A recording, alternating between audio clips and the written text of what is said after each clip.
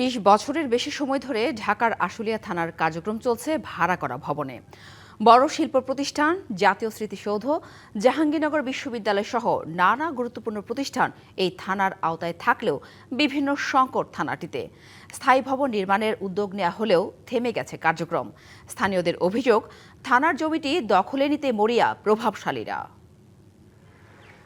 জনঘনত্ব, ভৌগোলিক অবস্থান, অপরাধ প্রবণতা ও অর্থনৈতিক বিষয় বিবেচনায় ঢাকা জেলার অন্যতম গুরুত্বপূর্ণ আশুলিয়া থানা।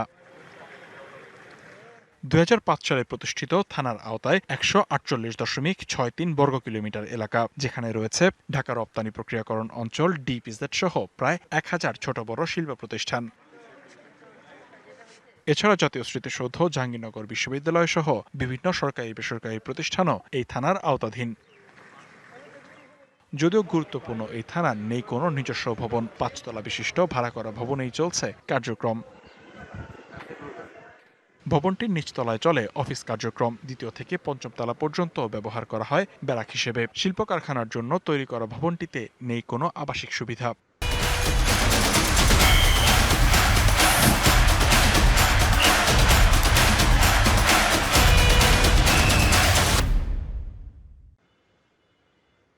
প্রতিতলায় মাত্র ২টি টয়লেট, খাবার ও ব্যবহারের পানিরও রয়েছে সংকট। প্রায় ৩০০ সদস্য কর্মরত থাকলেও নানা সমস্যায় জর্জরিত ভবনটি। রয়েছে পরিবহনের সংকটও। বিল্ডিং হওয়ার কারণে এখানে আমাদের যে পুলিশ সদস্য বা পুলিশ অফিসার যারা আছে তাদের থাকার জায়গা, তারা আসলে প্রকৃতপক্ষেই আমরা মানবেতর অবস্থায় থাকি।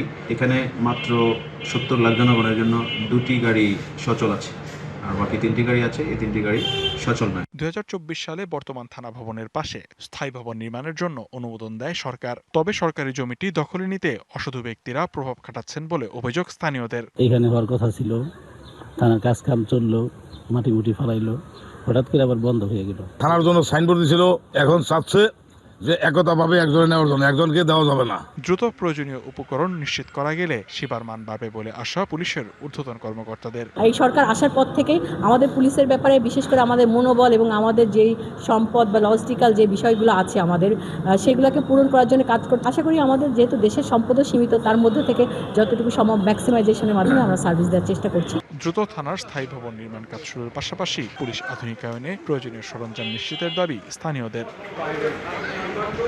DBC news desk.